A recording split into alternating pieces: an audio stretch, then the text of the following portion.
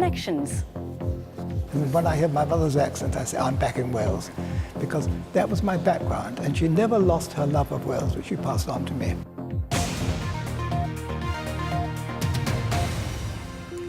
Good evening. The coroner investigating the death of a 15-year-old boy who was run over in the grounds of his school said the inquest has identified issues of grave concern. Ashley Talbot was struck by a school minibus as he was leaving Maesteg Comprehensive in December 2014. The jury returned a verdict of accidental death, and the coroner will now make a report about the design and construction of the school so that lessons can be learned. Caroline Evans reports. A popular boy and only son, 15-year-old Ashley was struck by a minibus as he ran for his bus home. Police say the driver, PE teacher Christopher Brooks, won't face prosecution. He was driving at 14 to 17 miles an hour and would have had less than a second to react. But the inquest heard about wider safety concerns. One bus driver said this was an accident waiting to happen. Several children described near misses which they'd witnessed. The coroner said the investigation had revealed matters of grave concern, and he'll now be preparing a report on the design, construction and operation of the school. Reacting to the verdict, the family's solicitor spelled out their concerns.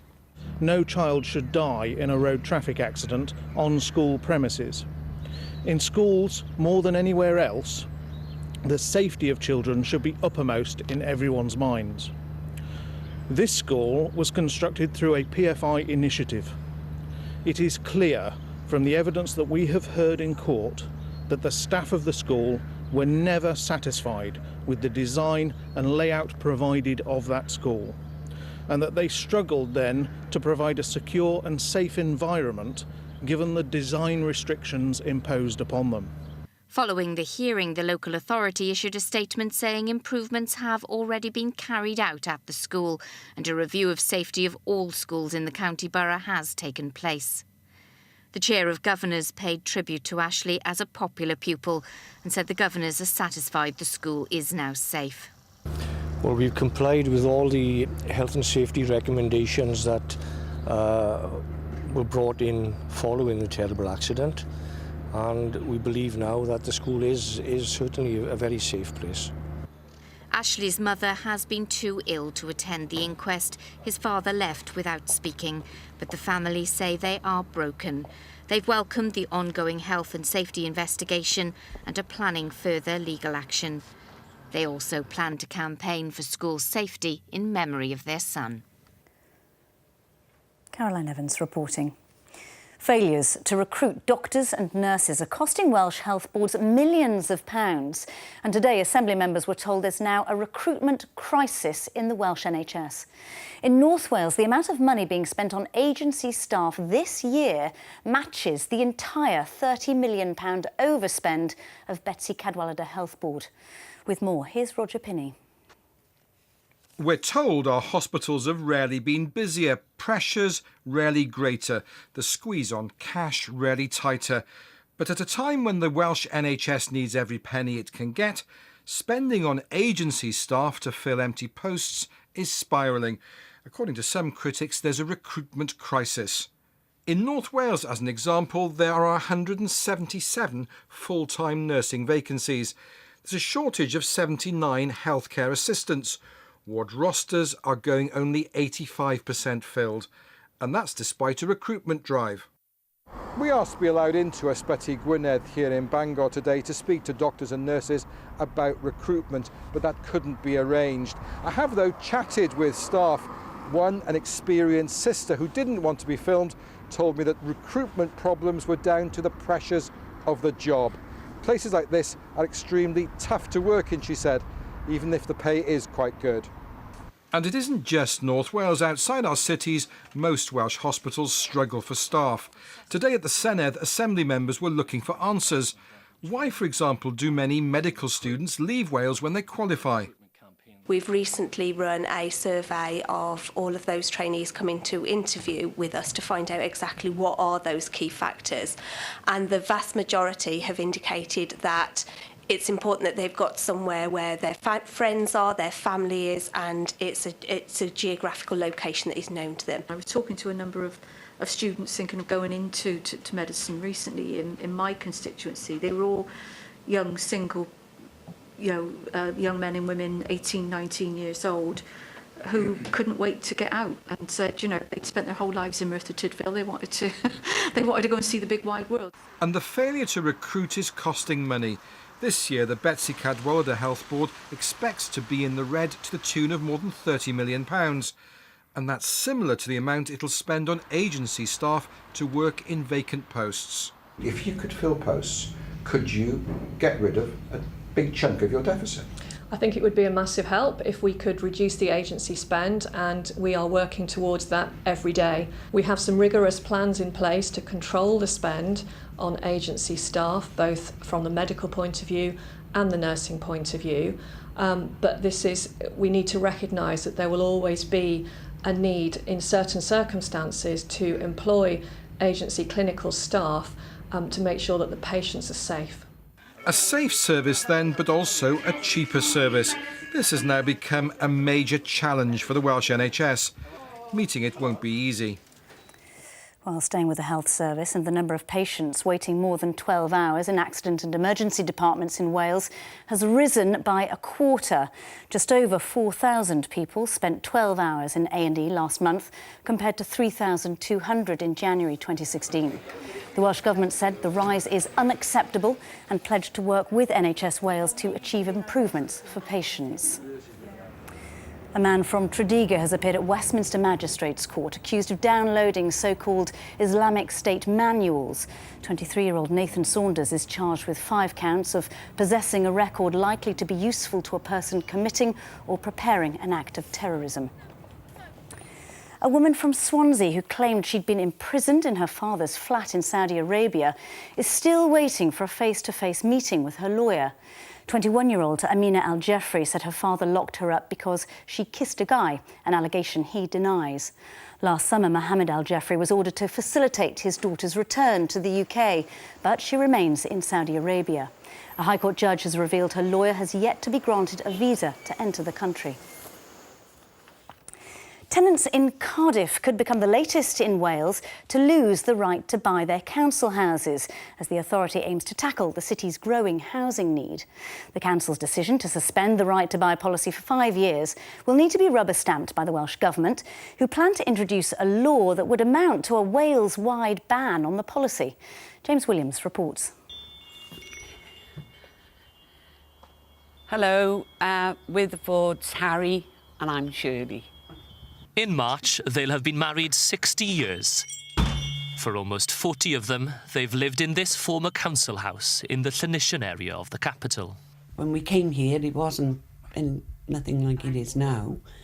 And then we were here about a month and we decided we'll buy it. We feel proud that we both I came from a council house in Ely, Harry's from the docks, and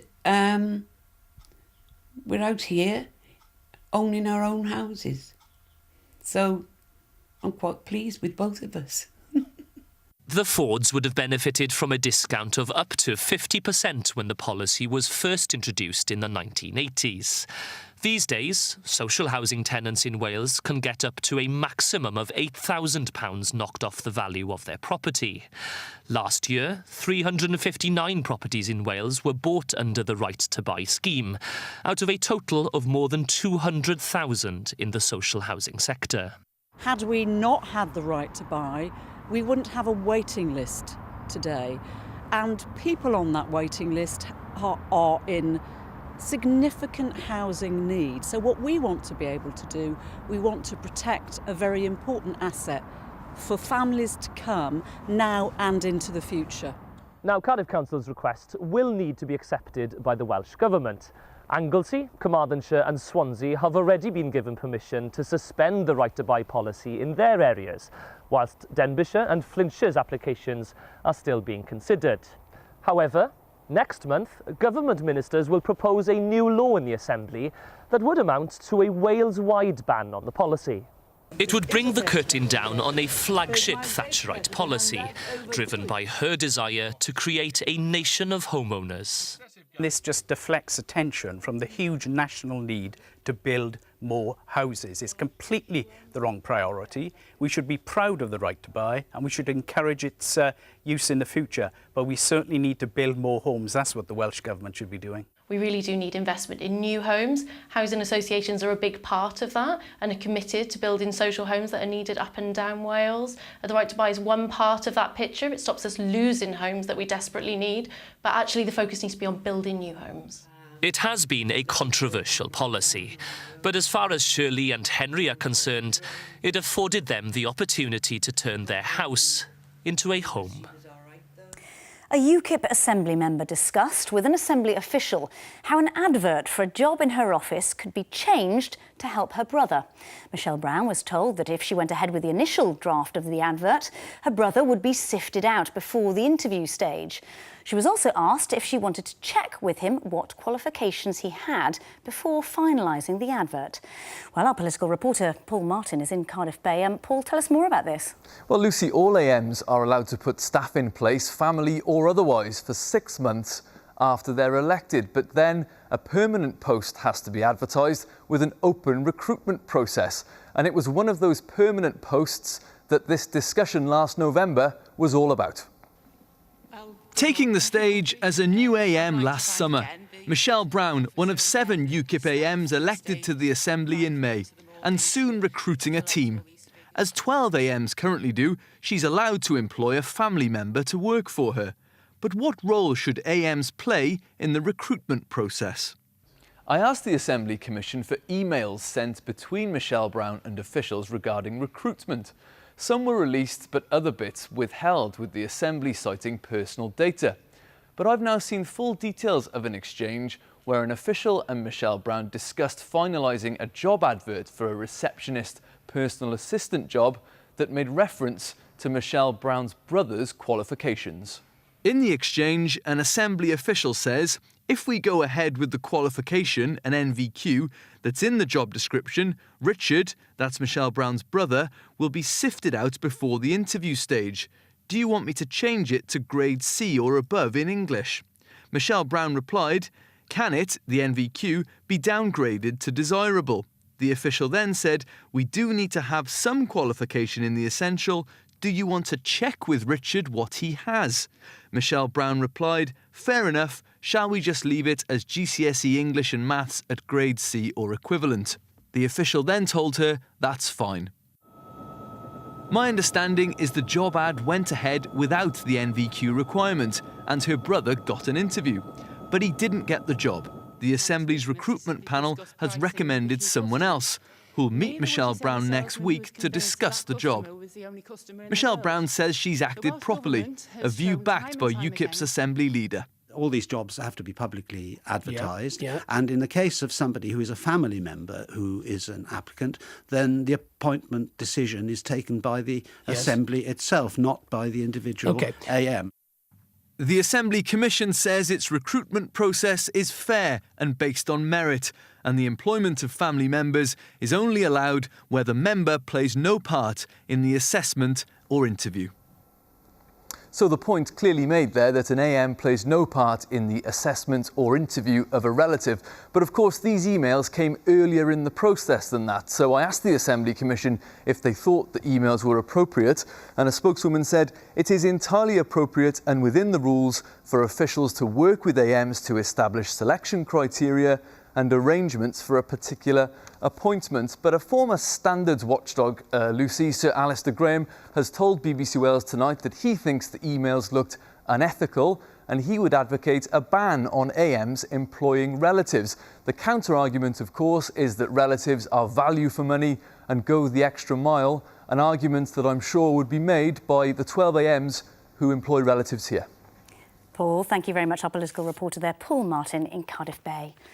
Still to come on the programme tonight.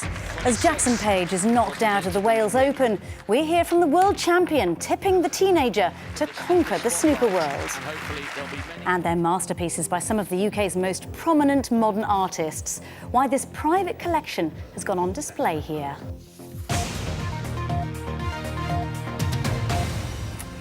Now, where does most of your money go? On your mortgage, petrol, food? Well, a new survey for the Office for National Statistics has found families in Wales spend an average of £447 a week. That's £80 less than the UK average. Our reporter Matt Murray, with the help of a family from Ceredigion, has been looking a little closer at just how we spend our pounds and pence. Ben Billingham and partner Joanna arrive home after the weekly shop. They live in Newquay in Ceredigion and have a 3-year-old son. Ben works as a boat mechanic and Joanna works in admin. Since having Thomas, they try to stick to a budget when they go shopping. The majority of the stuff is literally around about the pound mark. There's some things roughly about 60 odd p. Ben told me they try to watch what they spend, but on average it's £70 a week, and that's just on essentials. The shopping over the last, definitely since we've had Thomas, the last 3 years, we've noticed the shop has gone up. But it's just the price of living now. It's just the price of the bare essentials of food-wise, where bread, milk, butter, and just meals, chicken, and things like that has gone up in price. In Wales, the average weekly household spend is one of the lowest in Britain, at £447, compared to the UK average of just under £529. Ben and Joanna's weekly spend of £70 on their food shopping is higher than the Welsh average, which is £53.20. For the majority of regions in this report from the Office of National Statistics, mortgages and rent are the largest expenditures, along with other housing costs, including energy bills, with £59.50 spent on average over a 7-day period, and £63.30 spent a week on transport in Wales, but that is nearly £10 less than the UK average. Biggest expenditure of the monthly outlay would be the mortgage in the house, but then on top of that, everything's going up these days, like insurances are going up, electric is never getting cheaper. So yeah, all these outlays are going up. There's also a cleaner living picture reflected throughout Wales, with average spend on alcohol and tobacco down to £10.70, compared to the rest of the UK, where it's also down to just under £12. And with a 3-year-old to entertain, that's the same for Ben and Joanna, as they now focus on the essentials as they try to piece together their household budget. Matt Murray there. Now, he has had an incredible week, but the dream is over for 15-year-old Jackson Page. The teenager from Ebervale lost to world number 4 Judd Trump in the last 32 of the Welsh Open. Jackson, who's taken the snooker world by storm, was entered as a wild card. And 2-time world champion Mark Williams says it's vital young players like him are given an opportunity to break into the sport. A global audience focuses on the man of the moment. Under pressure like never before. Not that you could tell. Well, how about that, Darren? He made further progress than some of the biggest names in world snooker in reaching the 3rd round. World number 4 Judd Trump just too good in the end. Jackson Page has had her first taste of life in the snooker spotlight, and hopefully there'll be many more to come. It's been great. I've loved every minute of it. You know, the support behind me from friends, family, everyone. It's been great. I can't wait for next time. Commiserations, no chance. We come down here just thinking, we've got a couple of days off work now. We'll go through round 1. My head was mostly down because I couldn't watch. And then to get through round 2 as well was just... Well, we didn't think we'd be back down here again, did we? No, fantastic. It's emotional, it is. And when even seeing him walk out, on the big stage like that, you get it up in your throat. And every Sunday, 33 tournaments a year. On the Sundays, every day over to the snooker hall, back in the night. But his friend had just passed his test now, so he's driving him round now. Tredegar in Blaenau Gwent, Jackson's snooker club of choice. He says practising here with a 2-time world champion has certainly helped. I suppose you got to say that because he plays in my club, and if he don't say nice things, I might chuck him out. But it's nice, and I've been, I can sort of remember when I was playing back at his age and how hard it is, and I don't think there's many 15-year-olds in the world that is better than him. Probably a few as good in China, but if he keeps going, you got to keep improving, obviously. But he's on the right roads, and this tournament will help him no end. Williams has now called for the wild card system at the Welsh Open to continue. It's what allowed some young amateur players like Jackson to be selected to play at this level. these youngsters are inspired to become professionals. So why wouldn't you give them the wild cards? Look at the Chinese. You've been giving them the wild cards for 5 years and now they've turned out brilliant players. Hope, too, of a revival for the sport across Wales. In general, like in this country, snooker is slightly on the decline. So hopefully this will, with Jackson doing so well, will inspire kids to come back to the snooker halls and maybe take up the sport. He's competed with the best on a big stage. Don't bet against him turning professional anytime soon. So Jackson's Wales Open is over, but one Welshman remains in the tournament. Lee Walker beat Graham Dott to make it through to the last 16. Rugby, and there's a break from the Six Nations this weekend, but news from the Wales camp is that lock Luke Charteris is back in training. The 33-year-old, who's been recovering from a hand fracture, will be considered for selection for the match against Scotland in Murrayfield next Saturday. Now, as a boy, Ian Staudsker was evacuated to his mum's hometown of Tredegar from London. Decades on, it's his links with Wales which sees an exhibition of masterpieces he owns by some of the UK's most prominent 20th century artists going on display at the National Museum. It includes works by the likes of Francis Bacon, David Hockney and Barbara Hepworth. Ian and his wife Mercedes have been speaking exclusively to our arts and media correspondent Hugh Thomas. A whole room filled with the finest examples of 20th century art. The figures and faces are by some of the most familiar of artists, and all collected by a couple passionate about art and about Wales. They include some of the best examples of Francis Bacon's paintings and one of Anthony Gormley's standing sculptures, cast in lead from the artist's own form. Ian and Mercedes Staudsker bought many of these works before the artists were famous. And while the collection is normally behind closed doors, it was Ian's links with Wales that encouraged him to loan them to the National Museum. His mother was from Tredegar and he was evacuated to the town from his London home during the war.